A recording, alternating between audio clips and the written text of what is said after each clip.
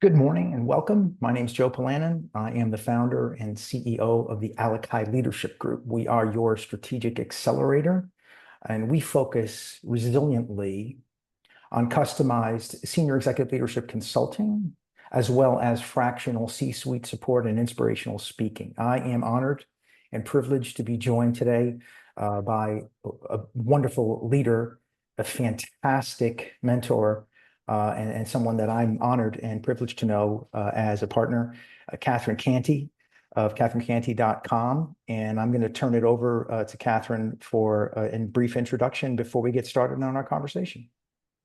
Thank you, Joe. It's very kind. I appreciate us being able to be together to put this video and just explain a little bit about who we are and some of the challenges we're seeing in the market.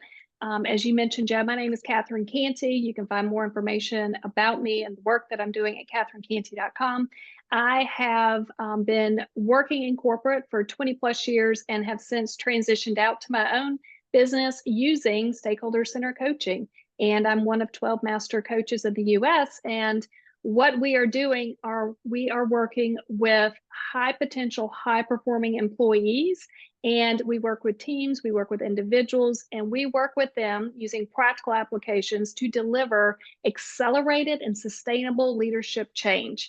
And it is all measured and all calculated. And so we get to create measured leadership behavioral change using a method that has been around for 4 decades. So it's an honor to be here with you and to kind of support with each other where we're going. So I appreciate this opportunity. And, you know, at any point anybody wants to learn more, they can visit the site catherinecanty.com/CAAG, and you can learn more. You can schedule a call, watch a few of these videos, etc. So, you know, we ran a couple of scenarios, Joe and I did, and I want to throw this question out to you, Joe. So what are some of the significant challenges that business leaders face, and how can expert consulting and coaching change the outcome?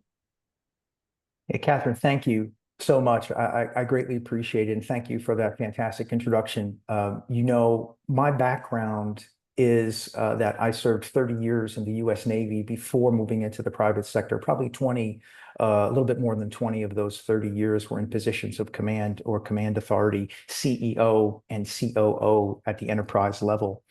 And what I learned from that is the fusion and the integration and the synchronization of coaching and consulting simultaneously accelerates an organization from a fundamental learning standpoint, but also from an application and a speed of action standpoint. And what I mean by that is simply amazing coaching improves us as individuals, as people, as leaders, as managers at all levels in the chain of command. Consulting fosters a fusion relevant to the culture and the acceleration of the organization's development. So if you think of consulting focused on the improvement and the acceleration of the organization, but that can't happen without improving ourselves as leaders and managers first. And that's why I think the fusion and the integration of coaching and consulting simultaneously is the way to go. Couldn't agree with you more, obviously. Just to build on that, what I love about this combination of being able to know what to execute with the challenges that we're seeing in business today, we've got to find proven approaches. We've got to find things that have worked in the past and begin to tailor them to work for where we are today. We got to meet people where they are today. We've got to support the businesses, no matter what size they are today, because this is our future. And there's no need in reinventing the wheel when we know that there are proven methodologies that work. And then we do minor tailoring to support that unique business, their unique language, and their unique needs.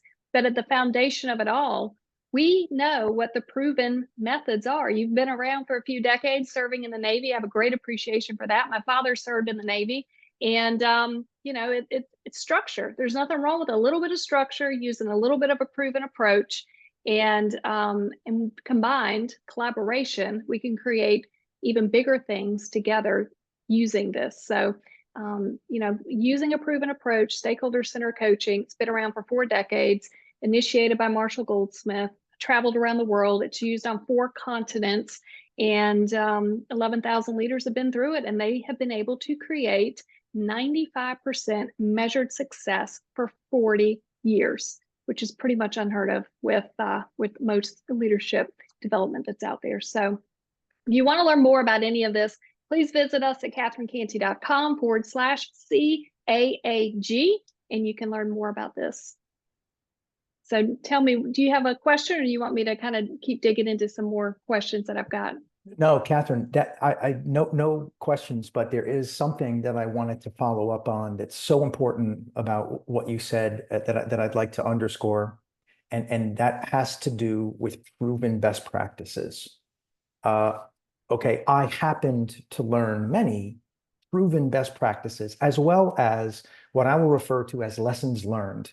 That category of knowledge and experience and expertise that comes from making mistakes, errors, and perhaps even failures. So best practices, there are tried and true systems and processes and approaches. And we all know leadership is both an art and a science. It is inherited and it is learned, and it can be improved, and it will be improved, and it is improved with practice and dedication and commitment and integrity. But it's a combination of all those things. There's no checklist that one can go through that says, okay, now you're a better leader. It's not even possible to gather all that information together in one document or one publication or one process. But it's this constant and continuous system of learning, this body of work that's comprised of the best practices, what works well, what's proven time and time again to be successful for individuals and successful for the organization. That's what I have brought to bear from my time in the military, combined with the lessons learned, the mistakes, even the failures. And I fused that into a proprietary consultative methodology called the P3 system. This is another element that is, I believe, extremely unique and focused with the collaboration and the delivery of the fused coaching and consulting that we're talking about. P3 system is simply this: people, processes, and persistence. People are the core of what we do. People first, people always, people before profitability. Processes, those sustained systems that work well, and acknowledging what doesn't work well so we don't make those mistakes and we accelerate faster. And persistence. As my father used to say, anything that's worth doing is worth doing well. And that means that hard work is authorized, and there's got to be a persistent continuum of approach. This is not a one and done type of thing. This is igniting and being a catalyst for the organizations that we get to support together, but then also having that continuum of learning and improvement over time as we move forward together. So thank you again for that. I just wanted to take a moment and underscore that point. You say that, and we have set questions, but I also want to share, this is on my desk, and you talked about making mistakes. You don't make mistakes unless you take action. And so I have an 11-year-old son, and I have him written down on this piece of paper. His name is successful because he takes action. And so that can work for any of us. We can put our own name at the beginning of the sentence, and we are successful because we take action. We're going to learn something at the end of this, and it may help us, accelerate whatever that opportunity is for us. But we can't do anything until we take action. That's right. So it just hits home. It hits home to me because it's sitting right here in front of me. Well, thank you so much, and I greatly appreciate that. You're absolutely right, and I also want to say before we move forward, thank you to your father for his service as well. Joe, thank you for your service. We've been talking since the first day, and I'm like, oh, it just clicks. And I appreciate everything you're doing, and the men and women out there too. We wouldn't be here without them. Likewise. All right. So you ready for another question? Absolutely. All right. So when it comes to strategic planning and execution, Can you describe how a more structured approach to strategic planning and execution can improve business outcomes? Absolutely. And there are two principles that I'd like to anchor on here for a minute that Navy reference. There are two principles. One has to do with the integration and synchronization between an organization or a unit's vision, where they want to go in the future, their strategy or their plan of action of how they're going to achieve that vision together, and their talented people, how well and to what extent they are inspired and motivated and valued and respected and trusted to move forward together as a team with unity of effort toward that vision. Many organizations that I have consulted with over the years have a disconnect somewhere. They might have a great vision, but they don't have a solid plan. They might have a solid plan that's simple and that's clear, but that people don't embrace it, love it, and champion it, or they don't know exactly how, why, and what they do matters. However, when there's an integration and a synchronization between that, I call it an interdependence. It's like three sides of a triangle. You take one side out, it doesn't work.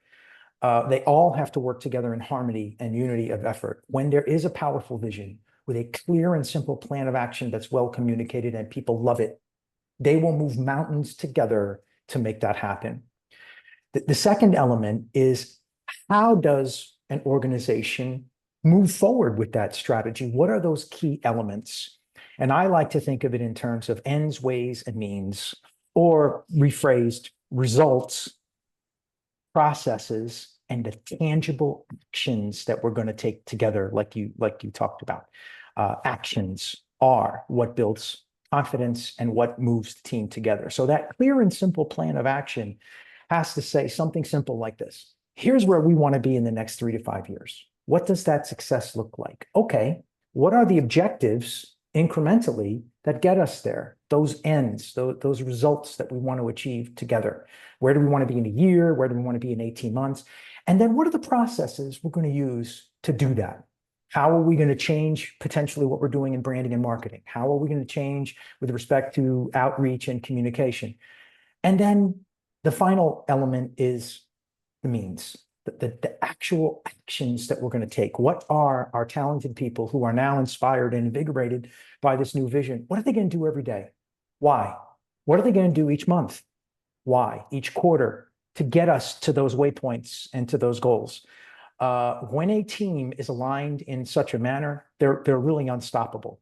And the other corollary to this, and I'll turn it over to you because I'm very eager to hear what you're thinking on this as well. The other element here that's so important is that the most successful organizations and enterprises that I've had the privilege to be a part of, they do this, but the output of this is enhanced mutual respect and trust.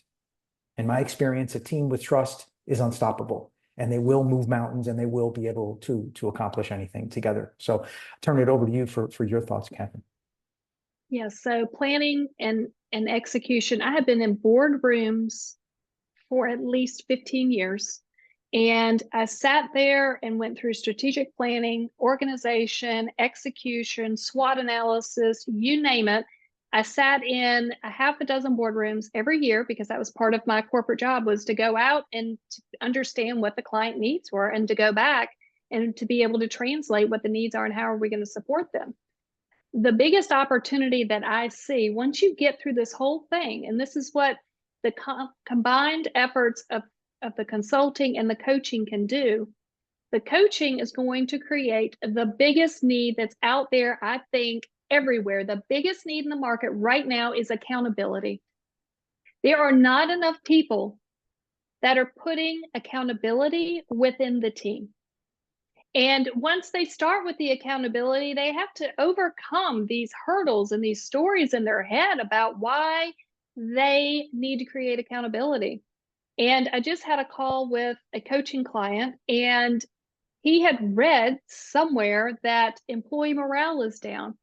And I had to argue with him. I said, my clients do not have employee morale problems. They have very clear accountability and expectations of what is needed to deliver day in, day out, month over month, year over year. And if we can be very clear with our accountability, the two of us, the two individuals, the team members, the business can succeed exponentially because we did one simple thing, and that's create accountability. Now, a lot of folks, once they get the accountability figured out, and this happens, like it'll happen at the top, we're going to create accountability. But the magic begins when we begin to filter it down the organization. And what we've got to start figuring out is the person on the front line just hears that they need to do these 12 things. And then you come along with 13, 14, and 15, and they stick it at the bottom of the list. So when we create accountability, we also have to coach and mentor and guide prioritization with accountability. Because if we just give them accountability, they're going to work 100 hours a week, frustrate, be burned out, and not even know what was important. But if we can combine accountability and sit down and have a conversation with people, not text your management team of what they need to do, you got to have an eyeball to eyeball conversation. And if you can't get eyeball to eyeball in person, you got to do a Zoom or a Teams meeting, and you got to have accountable conversations, and you've got to take it to the next level and create prioritization, because so often these folks are not privileged to be in the boardroom to know that priorities may have changed a little bit. And so we've got to work with them on a weekly basis, a monthly basis of this is what is most important. How can you help us accomplish it? Do you have any questions about the prioritization and how we're going to get there? And so when it comes to planning and execution, I see the biggest need is accountability, and a quick second, it's going to be prioritization. I could not agree with you more. And I would love to underscore for just a moment the criticality of what you just said about prioritization. You know, great leaders, great teams, they think strategically, they prioritize well, they minimize assumptions, and they take decisive action, not impulsive action. And just the example that you offered was so profound, because that clear and simple act of prioritization, it's two sides to the same coin. One is, what are the most important things to do that are aligned with our vision and with our mission, and why? And the other side to that coin is, therefore, what are we not going to do? Because if everything's urgent, then nothing's important. And as you mentioned, the person that has accountability now is on an island because they're accountable for all these things. And what's number one and why? And what's number two and why? And it's okay if some of those things shift from time to time. As I like to say, it's fine to change lanes on the highway. It's not good to keep switching highways and keep going in a different cardinal compass direction. But this notion of the integration of accountability and prioritization is key. It's critical. I believe it's mission essential. And it goes back to what you opened up with earlier and why we're here today. The importance and the essential nature of the simultaneous and effective integration of coaching and consulting. How do we make the individual a better teammate, a better manager, and a better leader so they can contribute to the team more effectively? And how do we make the organization top down, bottom up, left, right, 360 degrees, do what you just talked about every day? That's an accelerant. That's a catalyst. So thank you.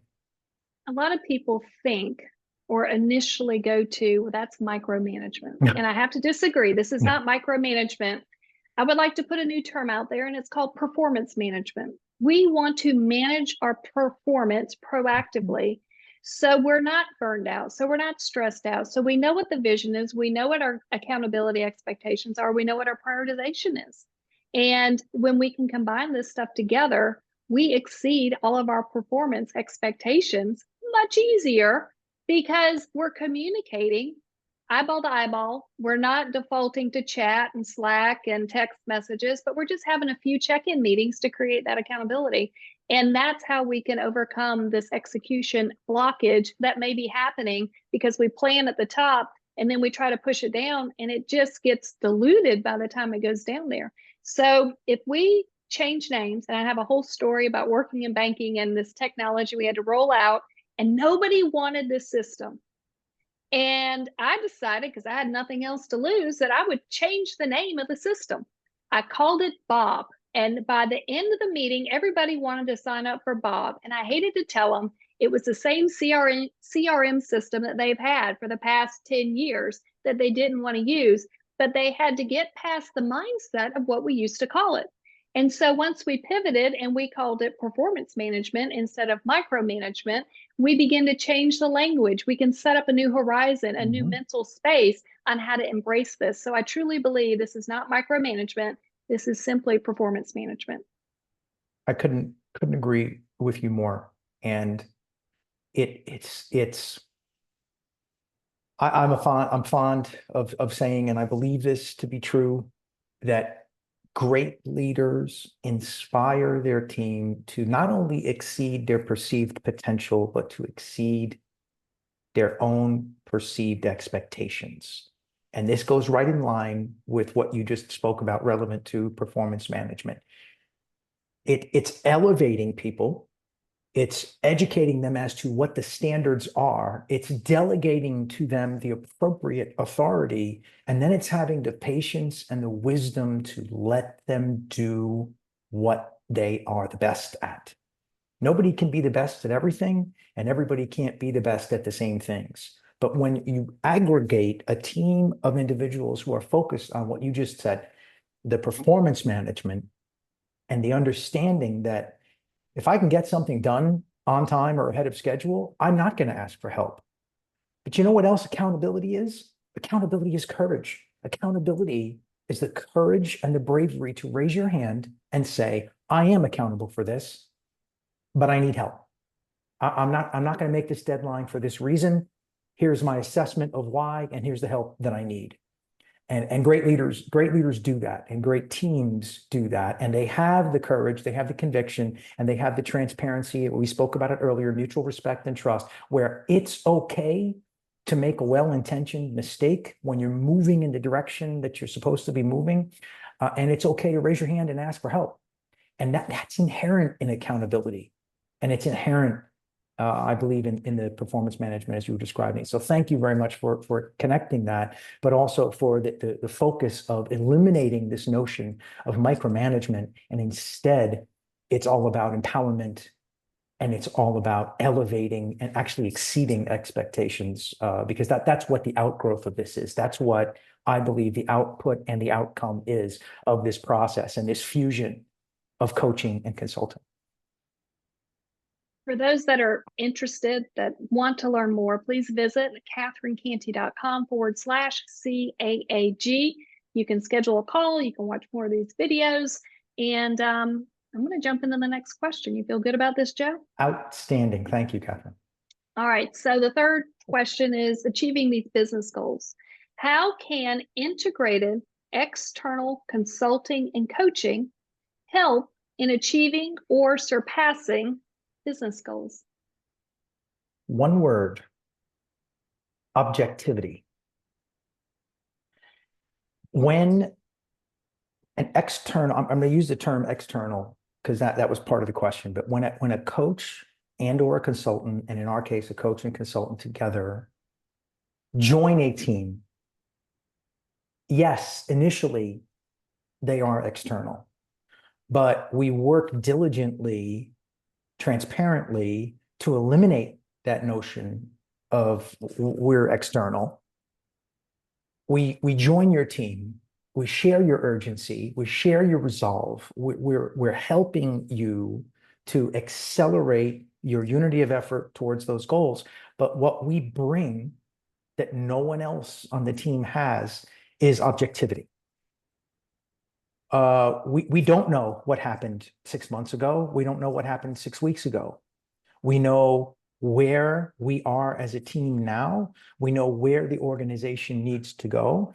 And we're able to look at what's happening, observe, orient, make recommendations, help make better decisions, and take more appropriate actions because we have inherent objectivity. We don't have any preconceived notions. We don't have any bias one way or the other. We are resolutely and solely focused on what's the vision, what's the mission, how can we help you get there better, faster, stronger, more resiliently, but for our participation. And it all comes back to objectivity, in my view, which we bring in a way that no one else is doing in the marketplace. I hire coaches and consultants because I need to receive objectivity. I need to receive an outside of opinion because when I'm in it, I can't see it. And so many of my coaching clients, they can talk and talk. It's kind of like a work therapist. I've been called that too. So a work therapy session, which is actually a coaching call, but they air out so much information. And then they say, well, how did you just summarize that? It's like, because I'm not in it. I can very easily listen to what's going on, read between the lines, know when to push and when to pull out, and when to engage and when to just kind of let them vent. Because I've been in too many meetings with CEOs where they just need to vent. And so I've got to ask them, do you want to do something about this? Or do you just need somebody to talk to? And sometimes they just need somebody to talk to, It's and then true. they can sleep on it and then come back. And so that helps them. When it comes to the business goals and achieving these business goals, I know when I use stakeholder center coaching to execute the strategy and the consulting that you're recommending, the process that we use and the focus that we're able to create, the focus comes from these strategy sessions, and each individual creates their goal that they want to focus on. They create the goal. We create this vision of what does success look like. We document it. What are the behavioral changes that need to take place? And I'm only working with the best of the best. I'm not talking about people that are halfway out the door because they've quit working. I'm talking about we are working with the best of the best, the top 1%. And we want to take the next, top 1%, and we want to take them to the next level because the top performers are constantly looking for ways to get a little bit better. Same thing for the businesses. The best businesses never give up and they continue to find another way to make it better. And so when we focus using stakeholder center coaching on a goal that comes out of the consulting aspect, we get a goal, we create the vision. This is behaviorally and situationally, this is what it's going to look like. And then we begin these coaching calls and we create momentum. And it's a little bit like walking in mud in the beginning. We don't know what we're doing. We're walking blind. We're like, I don't know. This is a hard conversation to have because we've never had them before. We're not born with any of this knowledge, but we're able to create momentum and they get a win and they come back and they're like, it worked. I'm like, that is awesome. What do you want to continue doing as a result? And the questions that I ask in coaching came from the military background because the stuff works. It's a proven process. It's simply put, what's the goal? What happened? What did you learn? And what are you going to do? Most importantly, what are you going to do going forward? And because we're able to use this process, we can create focus, we can create momentum, and that's how we're able to accelerate and sustain the change that people are going after. Catherine, that's phenomenal. And I just want to add two quick things that I believe will expand upon your wonderful points. We learned this in our culture in the military, and it gets ingrained in us, and it's part of our DNA. But again, I believe it's a lesson that applies in life and in all businesses in any industry or sector. Three continuous questions that great leaders and managers at all levels must ask and answer. Number one, what is? Number two, what's next? And number three, what if? And that mindset is key. That's part of the culture. So you talked about what are we doing today to accelerate momentum, but then how are we sustaining it? How are we making sure that the gains, the tremendous gains that we're going to make together with the organizations and the enterprises that we serve, we make sure it sticks in the organizational culture, and that process and that mindset is there and evolves and grows and adapts over time. I believe part of it fuses around those three questions. What is? What's happening right now? What are the facts? What's going on in the operational environment? What do we need to know? Unemotional, factual. What is happening? Number two, what's next? What's next? What's happening next 2 weeks? What's happening next 2 months? How do we integrate that into our processes, as you mentioned earlier? And then what if? we don't ever want to get into what I like to call the paralysis of too much analysis, but we do want to think about some likely and probable scenarios that could occur in the market or could occur in the operating environment for our organization, that are going to they're going to involve variables we don't control. They're going to involve situations and conditions that we have no impact on.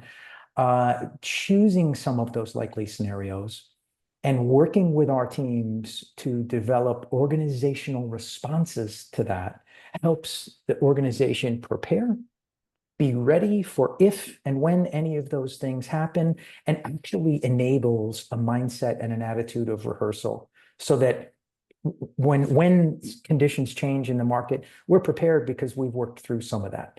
That's a mindset, it's a focus, and it's something that I believe is extraordinarily important. So thank you. Sounds like accountability as well. So if this is hitting home with anybody, I would love it.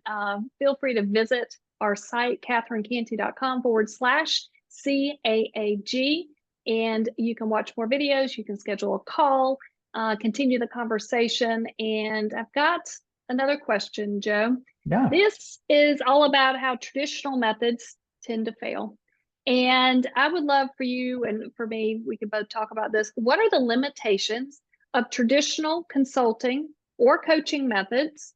And how does a combined approach help support success? So I would love to address the second topic first, and then I'll come back to the first one. I think that there are a couple of ways. I know there are many ways, but there are a couple that I'd like to start with relevant to the tremendous competitive advantage that an organization receives through integrated, synchronized coaching and consulting like we are offering. Number one, we are going, and our teams, as we deliver this unprecedented output, we're going to be able to leverage our own strengths. So there are wonderful coaching techniques that you are using right now that make great leaders better, that make fantastic managers exceptional, and take teams to the next level. From a consulting perspective, when I'm looking at the organization, as I mentioned earlier, I can't say, okay, we're going to help the organization get better without realizing that it's people first, people always. When we systematically look at that and we align what we're doing, everything that you're doing to make the individual better and everything that I'm doing to make the organization better, we're going to be able to access processes and systems and approaches that heretofore have not been realized. And that is the uniqueness, and that I believe is the power of this synchronization and this integration. Simply by, and we're not delivering this in a simultaneous fashion, we're delivering it in an integrated fashion. Former boss of mine used to say all the time, and I believe it's true, simultaneous actions are not always integrated, but integrated actions are always simultaneous. And the integration of coaching and consulting, leveraging best practices of each, delivered in a fashion that has never been seen before in the marketplace, is what's going to be the difference between an organization that wants to go from great to elite, or an organization that wants to go from elite to world class. And that's where we come in, and that's what we offer that no one else in the marketplace is offering right now. As far as the first part of your question relevant to some of the mistakes, I have seen mistakes on both sides in areas where both elements can be improved, both coaching and consulting. Most of the time, those mistakes fall into the category of, well, I've always done this in the past, and it worked for so many other organizations. So here's my template, and I'll change the name from ABC Company to 123 Company. And you know what? That's going to work for you too. I love to say that if you don't need, if you don't have horses, I will never recommend to you to build a barn. Everything that I can do, everything that we can do together, every organization may not need. So what we're doing is the customization. We're leveraging that potential pitfall, that potential error, and we're saying we're never starting off with that. We're starting off with a customized approach. What does your organization need? Why? Where are you strong? Where do you need improvements and why? And we're going to use our processes with you to understand that. And we're going to customize and tailor everything we do to your unique requirements, your unique vision, and your unique goal. And we're going to help you accelerate it. And we're going to help you achieve it. And we're going to help you inculcate it and integrate it into your culture for years to come. That's the difference, because there is no cookie cutter approach. There is no one size fits all approach. There are using proven best practices and lessons learned, both from a coaching and a consulting perspective, to make sure that we're not doing the one size fits all approach and everything we're doing is customized, but we're utilizing those best practices to your best results and to your best purpose. So I'm very interested to hear what your thoughts are on that as well. And those are the big points for me. I think tradition is important. I think we need to understand where we've come so we know where to go next. And I also feel firmly that one and done doesn't work. I don't think you can come in and have a consultant just to tell you what to do and then leave, and there's no execution, there's no accountability. I have seen time and time again, accountability doesn't work. I've also seen with tradition how important it is. I worked within a $300 billion organization. I was the second woman in 100 years to take on a customer facing role. They were very firm in their tradition. They didn't understand that maybe a fresh set of eyes was okay. I knew that the top leadership got it. They're the ones that reached out to me and said, we need your eyes to come in because we've been doing the same thing for 100 years and things have got to change. I had worked with one of these individuals before, and he convinced me to come over while I was on maternity leave at one bank and came over to this one. And within 90 days, because of the different mistakes and experiences I've been able to have, our team got individually rated. And within 90 days, you had to keep a 3-star to keep your job. 5-star is like off the charts. And my boss came in, closed the door. I don't think he was a fan of me because I didn't fit tradition. I wasn't a farmer. I didn't fit the mold. He closed the door and started laughing. And I just thought, well, here it's going. I'm getting fired. He said, I don't know how you did it. But within 90 days, you got a perfect score from every customer that you served. Within 90 days, he said, it's taken me 10 years. So when we embrace what the tradition is, but we can come in and listen and support these folks and hear what they really have to say and what their real pain points are, and begin to organize a plan to create that change and implement that change, is just really important to be able to listen to people, to be able to respect where we've been, but know that a one and done is not going to work, and that we've got to be able to implement this stuff, and we've got to be able to create accountability. I know I keep talking about accountability. I just think it's a big gap that's in the market. I believe in this stuff so much. I believe in the power of collaboration. I think traditionally we have all lived in silos and it served us fine at the time, but it doesn't serve us anymore. And magic happens when we collaborate with other people, with other businesses, with other ideas. Here we are literally living it together. Joe and I we are collaborating. We've got two different backgrounds, two different sets of experiences. But when you bring ideas together like this with different backgrounds, you can accelerate past anything else that's going on. And I know there's so many different scenarios in my personal life that I've lived where we needed to help close the broadband gap in this community where I live. And I don't know that much about broadband, but I knew enough to be able to get a group of very diverse people in one room and ask a very simple question for them to talk. And the simple question was, do we need reliable broadband for our future?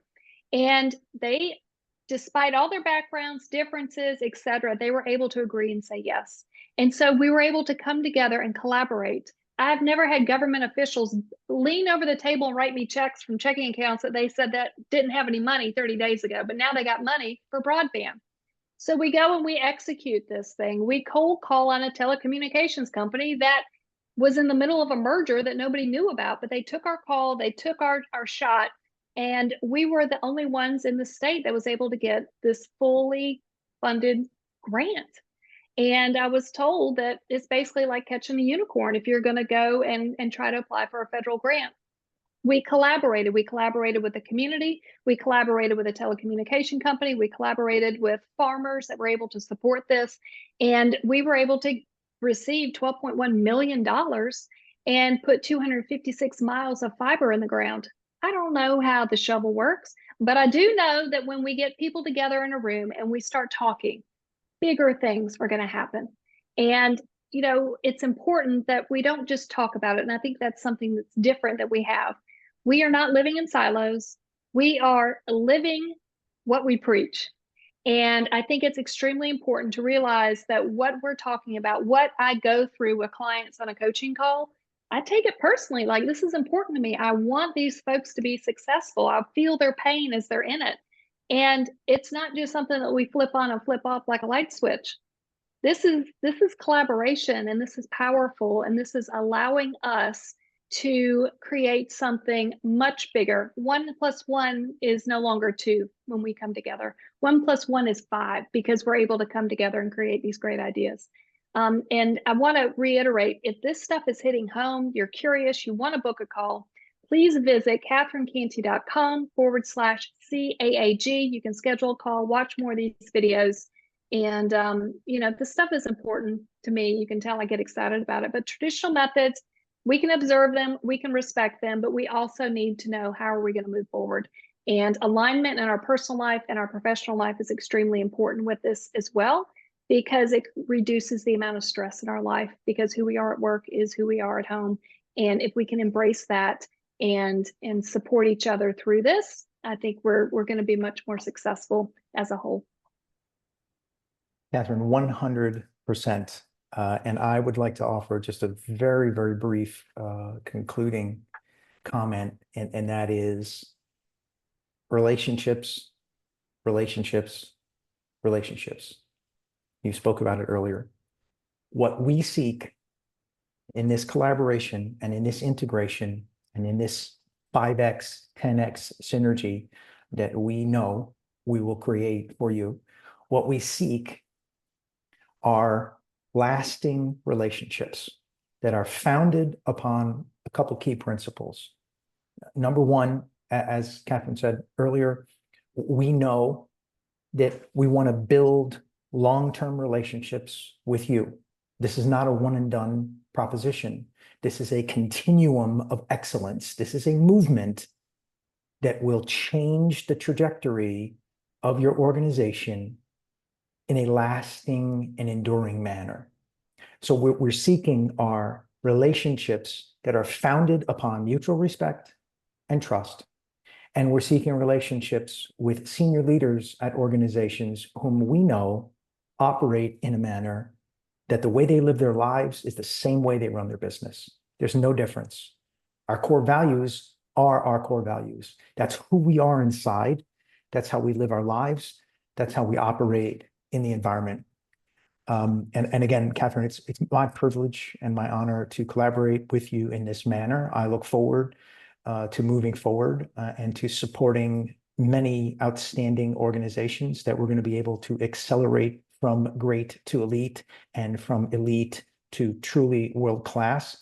And as Catherine mentioned, if you are growing, if you are scaling, if you have a challenge or if you have a problem, if you want to accelerate to the next level, but you're just not sure how, or perhaps you're getting ready for a major transformation or change within your organization, anywhere along that continuum, any industry, any sector, everyone needs exceptional leadership.